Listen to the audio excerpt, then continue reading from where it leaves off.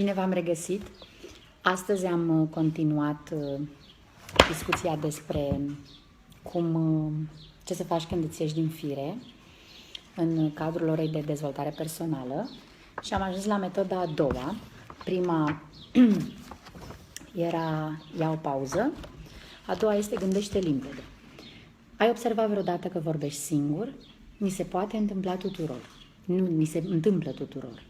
De parcă ar fi o voce minusculă în fiecare dintre noi, care comentează ce vedem, ceea ce tocmai s-a întâmplat, ce urmează să se întâmple. Această voce minusculă e formată, de fapt, din gândurile noastre. Nu e ceva separat de noi, ci o parte importantă a ceea ce suntem. Unii oameni sunt conștienți de vocea minusculă. Dacă îi întrebi la ce se gândesc, îți pot răspunde. Pentru elevii mei a fost o surpriză să afle că au și ei o voce și că ar putea să o asculte. Atunci când suntem furioși, primele gânduri pe care creierul nostru le întoarce pe toate părțile sunt cele aprinse.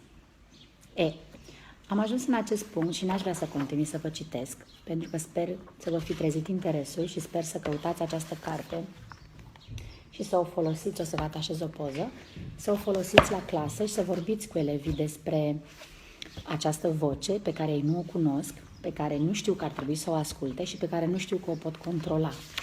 Tot în carte avem și exemple, exerciții și le-am făcut cu ei și o să vedeți ceea ce au răspuns și o să vedeți și care este antidotul acestor gânduri aprinse și cum îl putem controla și noi adulții și îi putem învăța și pe elevi să controleze gândurile aprinse. Nu vreau să vă spun mai mult, sper, repet, să vă fi trezit interesul și să mergeți să căutați această carte și să faceți activități de dezvoltare personală cu elevii, astfel încât să învățați să-și asculte emoțiile și să le controleze. Ne revedem, la revedere!